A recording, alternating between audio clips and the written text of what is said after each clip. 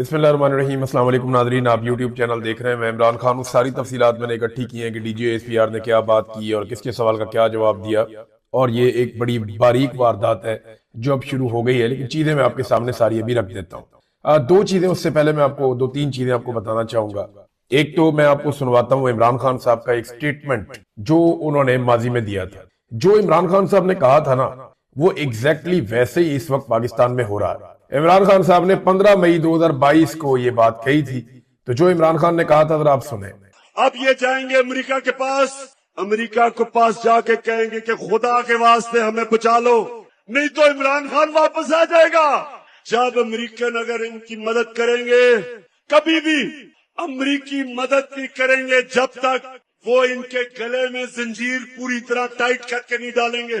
वो उनको कहेंगे कश्मीर को भूल जाओ, फलस्तीनियों के लिए मुंह न खोलो, जो मर्जी इसराइल करे फलस्तीनियों से चुप करो। अगर रूस 30% कम पे तेल दे रहा है तो आपने नहीं लेना, क्योंकि आप हमारे गुलाम हैं।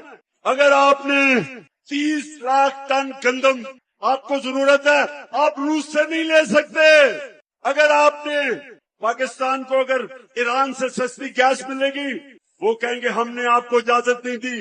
देखिए, इमरान खान साहब ने जो जो बातें की ना, वो एग्जैक्टली वैसी साबित हुई है। मुझे हैरत होती है कि ये एक ऐसा सियासी पंडित है इमरान खान कि उसने जो बात कही वो वक्त गुजरने के साथ साबित हुई। मैं कुछ मनाजिर देख रहा था और कुछ मैं ऑडियोज और वीडियो सुन रहा था। मैंने मौलाना फजलुर रहमान को सुना इमरान खान साहब के दौरे हुकूमत में, जब फलस्तीन को तस्लीम करने के हवाले से किसी अमन बोर्ड का हिस्सा भी पाकिस्तान नहीं बना था। उस वक्त पाकिस्तान इसराइल के साथ किसी वर्किंग रिलेशनशिप में भी नहीं आया था। तो एक आधी कोई जाली खबर किसी ने चलवाई तो फजलुर रहमान साहब की गरज चमक ही कुछ और थी। गरज रहे थे, बरस रहे थे। फजलुर रहमान साहब की आवाज में वो जोश खिताबत था कि मैं सुनकर अभी हैरान हो रहा था। लेकिन अभी अगर फजलुर रहमान साहब जब बात करते हैं तो ऐसा लगता है मिर्गी का दौरा पड़ा हुआ है। इतनी लो टून में, इतनी आहिस्ता आहिस्ता, रफ्ता रफ्ता, सोच सोच कर, बिल्कुल ऐसे घिसट घिसट के वो अल्फाज बोलते हैं। क्या वजह है? इमरान खान के दौर में तो ये शख्स बहुत गुस्से में रहता था, बहुत जज्बात में रहता था। जज्बात भड़कते रहते थे कि ये कर दिया जी इसराइल के लिए, वो कर दिया जी, और यहूदी एजेंट का ये कार्ड लेके फिरते थे हर जगह। अभी जबान जो है वो मुंह के अंदर बंद है और बोलने की जरूरत भी नहीं है। वजह यह है कि जिन्होंने आज तक फजलुर रहमान साहब को पाला है, जिन्होंने पाल पोस के इतना बड़ा किया है, फजलुर रहमान साहब उनके खिलाफ बेवफाई नहीं कर सकते। फजलुर रहमान साहब एजेंसियों के बहुत वफादार आदमी है और वो वैसी हरकत नहीं करेंगे जैसी आजाद सियासतदान कर सकते हैं। नाज़रीन, ये कुछ मनाजिर हैं जो मैंने देखे, इस वक्त भी मेरे सामने चल रहे हैं। मैंने देखते हुए मुझे तकलीफ हुई।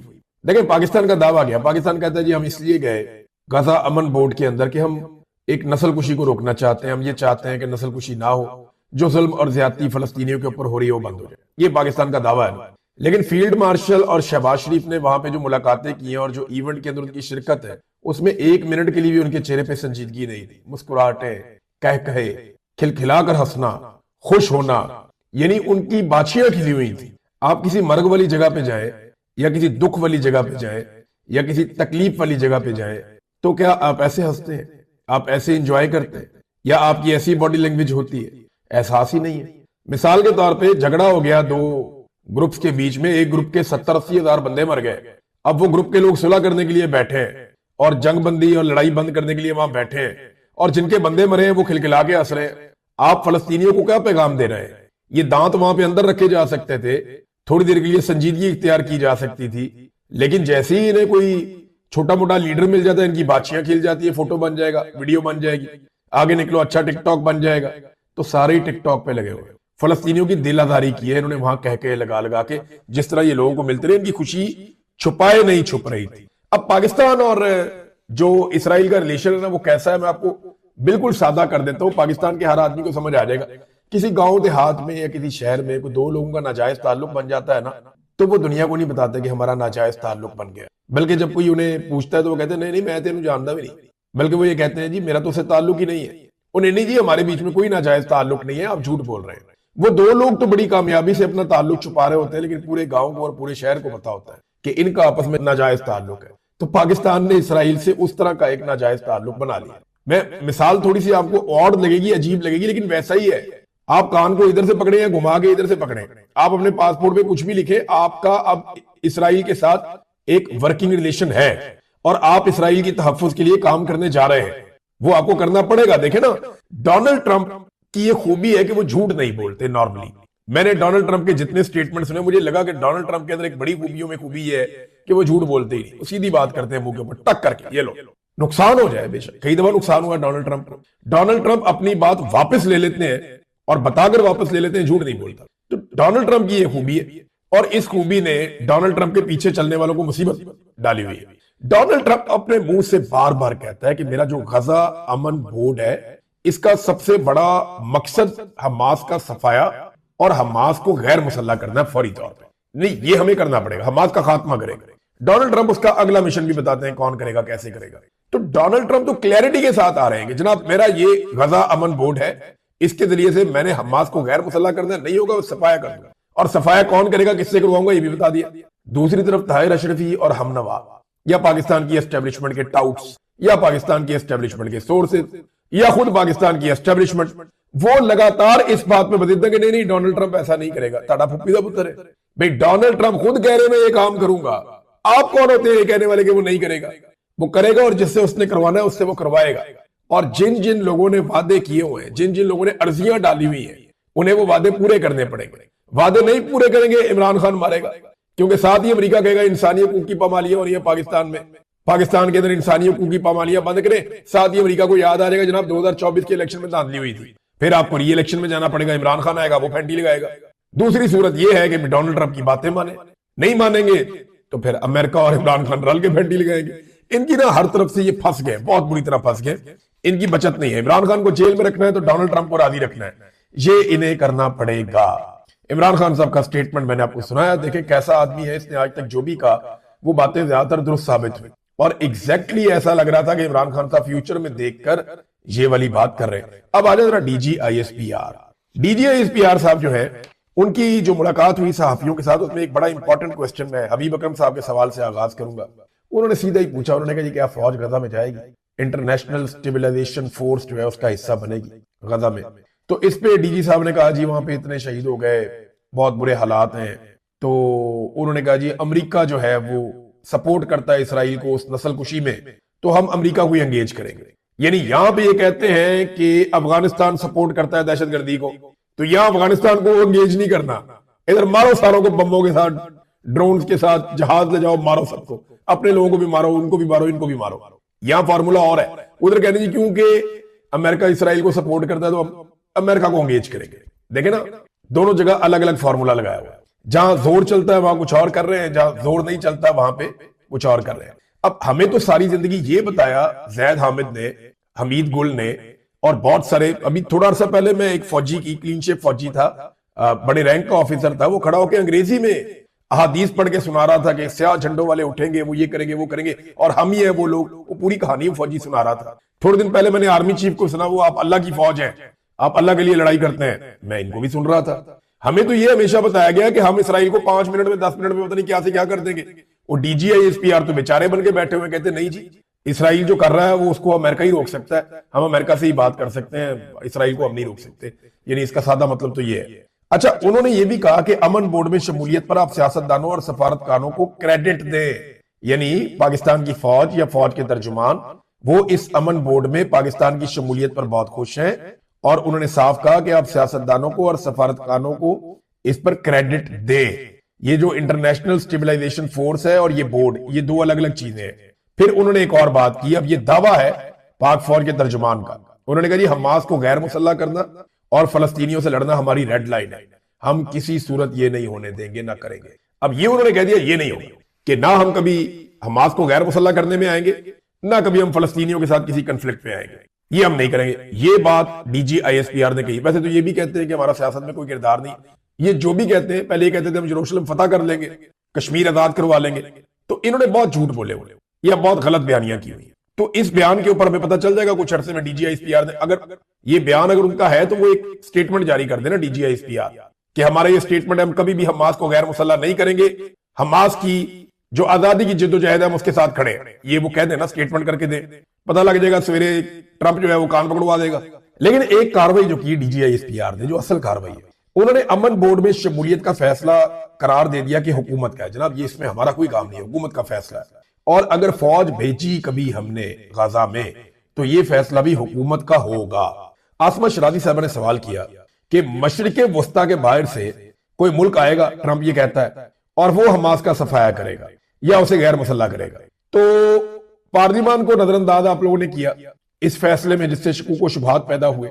अगर अमेरिका ने कह दिया तो क्या आप इनकार करेंगे कि आप नहीं भिजवा रहे वहां पे और हमास को गैर मुसल्ला नहीं कर रहे? तो इस पे उन्होंने कहा जी कि ये फैसला तो देखे ना पार्लिमान ने करना है, वहां पे जाने का फैसला हमारा नहीं है, पार्लिमान का होगा। हम हुकूमती फैसले के पाबंद हैं, आर्टिकल 245 के तहत हम किसी की ख्वाहिश पर नहीं चलेंगे, अपना मफाद देखेंगे, फलस्तीन हमारी रेड लाइन है, ये उन्होंने कह दिया। अब एक तरफ वो ये कहते हैं कि अमेरिका क्योंकि बहुत ताकतवर है, इसराइल बहुत ताकतवर है, हम उनसे लड़ नहीं सकते, लिहाजा हमने ये फैसला किया कि हम उनके साथ बैठ के मसला हल करने की कोशिश करेंगे। अब ट्रंप कहता है जी आपने आकर मारना है इसको, हमास को, ये कहते हैं जी हमास हमारी रेड लाइन है, उसको कोई हाथ भी ना लगाए। अब इसके बीच में बीच का रास्ता क्या होगा? इसका तो बीच का रास्ता है ही कोई नहीं। अलीना शिगरी साहिबा ने सवाल किया कि रजा रब्बानी भी कह रहे हैं कि इत्तफाक राय होना चाहिए, काबीना में भी ये मामला नहीं रखा गया, ये अमन बोर्ड वाला। यूके, फ्रांस और चीन भी इसमें नहीं आए। अगर पीस बोर्ड में ये फैसला आ जाए, ये मुस्तफा नवाज खोखर साहब ने भी सवाल किया था कि अगर पीस बोर्ड में ये फैसला आ जाए कि ईरान पर हमला करें तो फिर हम क्या करेंगे? तो रमजान के बाद क्या हमारी फौज जा रही है गाजा में? फिर कहा, उन्होंने कहा जी फैसला देखें हुकूमत ने करना है, हुकूमत फौज भेजेगी या नहीं भेजेगी। हम फलस्तीन के बहन भाइयों के साथ हैं और इसराइल को सिर्फ एक ही ताकत रोक सकती है, वो अमेरिका है। हम इससे अंगेज कर रहे हैं। ट्रंप के मंसूबे से जब इसने ये मंसूबा बनाया तो कोई नस्ल कुशी में कमी आई है। फिर उन्होंने कहा जी 8 इस्लामी ममालिक भी गए हैं। देखें जी 8 इस्लामी ममालिक आपके बाद गए, आपने सबसे पहले यहां से हामी भरी है, उसके बाद वो ममालिक जो बहुत क्रूशल थे वो आपके बाद आए, जो उन्हें तस्लीम करते हैं वो तो पहले ही आ गए थे। और उन्होंने कहा जी हम इसराइल को तस्लीम नहीं करते, वो अपने मफाद के मुताबिक फैसला करेंगे, हम अपने मफाद में फैसला करेंगे। अगर बोर्ड कोई ऐसा फैसला करता है, डोनाल्ड ट्रंप का बोर्ड अगर कोई ऐसा फैसला करता है जो हमारे मफाद में नहीं है, हमारे नजरिए के खिलाफ है, तो इसके बावजूद अब ये DGISPR जिनकी ये औकात नहीं है कि वो ये फैसला करें, लेकिन वो फैसला सुना रहे हैं। वो देखे ना, पहले वो कहते हैं हुकूमत का फैसला है, अब अपना फैसला सुना रहे हैं। वो ये कहते हैं कि अगर इस बोर्ड ने हमारे मफाद या हमारे नजरिए या हमारी सोच के खिलाफ कोई फैसला किया तो हम वहीं बैठकर इनकी मुखालफत करेंगे, बोर्ड से अपने आप को अलग नहीं करेंगे। क्या कहीं कमिटमेंट दी हुई है कि बोर्ड में से आप नहीं निकलेंगे? आप तो कहते हैं ये फैसला हुकूमत का है, तो फिर आपने ये फैसला कैसे सुना दिया? फिर साथ ही कहते हैं अपने सफारतकारों और सियासतदानों की तारीफ करें, हम पर एतमाद करें, शक का इजहार ना करें। एक और सवाल हुआ और उसका इन्होंने जवाब भी दिया। सवाल यह हुआ कि अगर गजा में सियासी हल निकल सकता है तो फिर खैबर पख्तूनख्वा में सियासी हल क्यों नहीं निकल सकता? तो इन्होंने कहा जी नेशनल एक्शन प्लान पर जब तक अमल दरामद नहीं होगा तब तक नहीं हो सकता कुछ। फिर सरफराज बुगटी की इन्होंने बहुत तारीफें की, जहां पे बदतरीन दहशतगर्दी है, जहां पे आप कोयटा से बाहर कदम नहीं रख सकते, बल्कि कोयटा के अंदर भी आप महफूज नहीं है, बलूचिस्तान पूरा का पूरा एक नो गो एरिया बन गया है। तो वहां सरफराज बुगटी की बड़ी तारीफें की और कहा कि डीजल पहले 20 मिलियन लीटर स्मगल होता था, आजकल 7 मिलियन लीटर स्मगल हो रहा है। ये कौन आपको नाप तोल के स्मगल करके दे रहा है सर? यानी स्मगलिंग जो है वो कितनी हो रही है, ये पैमाना भी आपके पास है, आपको पता है कि कितनी स्मगलिंग हो रही है। बॉर्डर से 10 लीटर डीजल नहीं आ सकता क्योंकि सारे बॉर्डर के ऊपर आपने पूरा इंतजाम बनाया हुआ है, सिक्योरिटी आपकी खड़ी है। 10 लीटर डीजल भी अगर आ रहा है तो आपकी नाकामी है। वो कह रहे हैं 7 मिलियन लीटर डीजल अभी तक आ रहा है और खैबर पख्तूनख्वा की हुकूमत को बहुत बार बार नाकाम करार दिया और खैबर पख्तूनख्वा की हुकूमत की बुराइयां करते रहे। हत्ता के तमाम बैनुल अक़वामी अदाद-ओ-शुमार बताते हैं कि खैबर पख्तूनख्वा में करप्शन सबसे कम है, खैबर पख्तूनख्वा की परफॉर्मेंस सबसे बेहतर है। बुरे हालात के बावजूद एजुकेशन और हेल्थ में उन्होंने शानदार काम किया है। दूसरे सूबों से जाकर लोग वहां पे इलाज करवाते हैं। उसके अलावा उसने रेवेन्यू भी सबसे अच्छा इकट्ठा किया और खसारा भी सबसे कम खैबर पख्तूनख्वा की हुकूमत का है। सारी दुनिया कहती है कि वो अच्छा परफॉर्म कर रहे हैं, लेकिन DGISPR कहते हैं नहीं नहीं, खैबर पख्तूनख्वा अच्छा परफॉर्म नहीं कर रहा, सरफराज भुगटी अच्छा परफॉर्म कर रहा है। अगर परफॉर्मेंस की जो बुनियाद है या उसका क्राइटेरिया अगर जूते पॉलिश है फिर तो आप कह सकते हैं, लेकिन अगर अवाम की खिदमत है तो सरफराज भुगटी तो कहीं दिखता भी नहीं है। हामिद पीर ने सवाल किया कि जनाब कश्मीरी नौजवान रियासत पाकिस्तान और फौज के खिलाफ है, वो पूछते हैं कि आपने हमारे लिए क्या किया। तो उन्होंने बताया सबसे सस्ता आटा हम कश्मीर में देते हैं, हमने उनके साथ बड़ी मेहरबानियां की है, बहुत सारी चीजें उन्होंने गिनवाई। आमिर इलियास राणा साहब को डांट पड़ गई और उनकी सरजनिश हो गई। उन्होंने पूछ लिया कि जनाब UAE और भारत के ताल्लुकात बढ़ गए हैं, हमारे खिलाफ तो कुछ नहीं हो जाएगा कोई साजिश। तो इस पर उन्होंने कहा जी कि एब्सोल्युटली रबिश, फजूल बात की है, क्या ये बात करने वाली है? अच्छा हुआ UAE के भारत के साथ ताल्लुकात हो गए, वो करीब हो गए, हमें अपना कोई पैगाम भिजवाना होगा तो हम आसानी से भिजवा देंगे। फिर मंसूर अली खान साहब ने सवाल किया कि तासुर है कि सारा कुछ आप ही करवाते हैं, तो इस पे उन्होंने कहा कि नहीं, सब कुछ हुकूमत कर रही है, हुकूमत ही सारे काम करती है, हुकूमत के सारे फैसले, हर चीज हुकूमत कर रही है, हम कुछ भी नहीं कर रहे। फिर उन्होंने कहा जी हम हर हुकूमत को सलूट मारते हैं, मौजूदा हुक्मरानों का काफी तजुर्बा है, कई नस्लों से सियासत कर रहे हैं, इमरान खान की मुलाकातें जो है वो हुकूमत का और अदालतों का काम है, हमारा काम नहीं है। ईमान मजारी वाली बात के ऊपर उन्होंने किसी किस्म का कोई जवाब नहीं दिया। मुझे बड़ा पसंद आया एक सवाल राय साकिब खरल साहब का। उन्होंने पूछा कि खैबर पख्तूनख्वा की तमाम जमातों ने मिलिट्री ऑपरेशन के खिलाफ जरगे में दस्तखत कर दिए हैं। तमाम जमातों ने कहा कि यहां पे ऑपरेशन नहीं करना, मिलिट्री ऑपरेशन नहीं होना। तो अब आप बताएं, जब सारी जमातें कह रही हैं तो फिर आप कैसे कर रहे हैं? तो इस पे उनके पास कोई जवाब नहीं था, वो जवाब दे ही नहीं पाए। फिर एक सवाल के जवाब में DGISPR ने कहा कि तलाल चौधरी एक जिम्मेदार वजीर है। इस बात के ऊपर बड़े कह लग गए, लोग बड़ी देर तक हंसते रहे। फिर उन्होंने कहा देखें, जब वजीर एक बात आपको बता रहा है तो फिर उस पर आप एतबार कर लें। वजीर ने बताया था कि सुहेल आफरीदी जो है उसकी मर्जी से खैबर पख्तूनख्वा में ऑपरेशन हो रहा है। फिर नए सूबे बनने की उन्होंने हमायत की, बिल्कुल नए सूबे बनने चाहिए, हमारा हुकूमत के साथ सिर्फ सरकारी ताल्लुक होता है, ये तासुर ना दे कि कोई जाती ताल्लुक है। इस शरीफों के पोते की शादी में जब आर्मी चीफ हाथ बांध के खड़े होंगे तो जाती ताल्लुक ही होगा ना भाई। उधर देखे ना, सुहेल आफरीदी एक कोर कमांडर को बुलाता है और वो बुलाकर कहते हैं, और ऑफिशियल तरीके से बुलाकर कहते हैं कि हमें ब्रीफिंग दे दें, हमारे सूबे में खून बह रहा है, कत्लो गारतगिरी हो रही है, दहशतगर्दी खत्म करनी है, आए बैठे बात करें। वहां नहीं जाता कोर कमांडर। लेकिन दूसरी जगह पे नवाज शरीफ के पोते की शादी है और वहां पे आपके फील्ड मार्शल पहुंच जाते हैं और हाथ बांध करके खड़े भी हो जाते हैं लाइन में। तो ये देखे ना, जाती ताल्लुकात तो नजर आ रहे हैं। अब इसके ऊपर कोई क्या कहे? नाज़रीन, इस वक्त जब मैं ये वीलॉग रिकॉर्ड कर रहा हूं ना, बड़े क्रूशल टाइम इस वक्त है, और उसकी वजह यह है हालात बड़े कशीदा है ईरान के आसपास। बहुत सारी जो एयरलाइंस हैं उन्होंने अपनी परवाजें मनसूख कर दी हैं। बहुत सारा एरिया इसराइल से लेकर ईरान तक वो परवाजों से खाली है। ब्रिटिश एयरवेज ने, फ्रांस से आने वाले तैयारों ने, इन्होंने अपने रुख तब्दील किए हैं और बहुत सारी परवाजें जो हैं वो हवा में आई नहीं, जिन्होंने इस एरिया से ट्रेवल करना था। तो इसकी वजह क्या है? एक अमेरिकी बहरी बेड़ा है, डोनाल्ड ट्रंप ने उसके बारे में बताया कि वो बहुत तेजी से ईरान की तरफ बढ़ रहा है और मशरिक वस्ता की तरफ जा रहा है। तो एक्चुअली अमेरिका करना क्या चाहता है? क्या कोई अटैक होने वाला है? तुर्की से कुछ खबरें आ रही है, कुछ ईरान से आ रही है, कुछ इसराइल और दीगर खित्ते के मुमालिक से आ रही है कि वाकई में यहाँ पे एक लड़ाई का खदशा पैदा हो चुका है और अमेरिका ने जो लॉजिस्टिक्स पहुंचाने थे वो पहुंच गए हैं। दूसरी जानिब ईरान भी अपने तौर पे तैयारी कर रहा है कि अगर उसके ऊपर हमला होता है तो उसने कहां कहां पे किस तरीके से जवाब देना है। ये नाज़रीन इस वक्त बड़ा क्रूशल मोमेंट है। जो इसकी फर्दर रिपोर्टिंग होगी वो हम आपके साथ शेयर करते रहेंगे। और दुनिया भर के आम तरीन मुमालिक जो है उन्होंने तो एक फैसला सुना दिया, चाहे वो स्पेन है, जर्मनी है, फ्रांस है, नॉर्वे है, स्वीडन या बाकी जो बड़े बड़े मुमालिक है, पोलैंड है और बरतानिया है, चीन है, रशिया है, हत्ता कि भारत ने भी अभी तक शमूलियत नहीं की। तो ये वो बहुत सारे दुनिया के बड़े बड़े मुमालिक हैं, बड़े बासर मुमालिक हैं। इन मुमालिक ने ट्रंप के जो गजा पीस बोर्ड है उसके अंदर शमूलियत इख्तियार नहीं की। कनाडा को वापस ले लिया, उनको जो दावतनामा दिया गया था वो डोनाल्ड ट्रंप ने कहा जी मैं वापस ले रहा हूं, आपके पास अब ये ऑफर ही नहीं है कि आप इसके अंदर शामिल हो। बाकी लोगों के पास ऑफर है लेकिन वो शामिल नहीं हो रहे, बल्कि वो लोग इसको नाम नेहाद करार दे रहे हैं और वो इसके अंदर कीड़े निकाल रहे हैं। अब मैं हैरान हो रहा हूं कि फलस्तीनियों की फिक्र क्या इन मुमालिक को ज्यादा है या पाकिस्तान को ज्यादा है? तो पाकिस्तान के जिम्मे बहुत सारी चीजें पड़ गई, इन्होंने एक जलता हुआ टायर अपने गले में डाल लिया। अब जो कुछ भी होगा ना फ्यूचर में उसकी रिस्पॉन्सिबिलिटी इन लोगों पर आएगी। बहरहाल ये कुछ भी करते, इन्हें वहां उस कॉन्फ्रेंस में शिरकत के मौके पर कहके नहीं लगाने चाहिए, इन्हें हंसना नहीं चाहिए था ऊंची ऊंची, इन्हें अपनी बादशियां नहीं खिलानी चाहिए थी, इन्हें अपने पुररौनक चेहरों के ऊपर हंसी नहीं सजाकर रखनी चाहिए थी। वहां इन्हें संजीदा रहना चाहिए, वो जरूरी था क्योंकि ये मरग पे गए हुए थे, कुछ जश्न में नहीं गए हुए।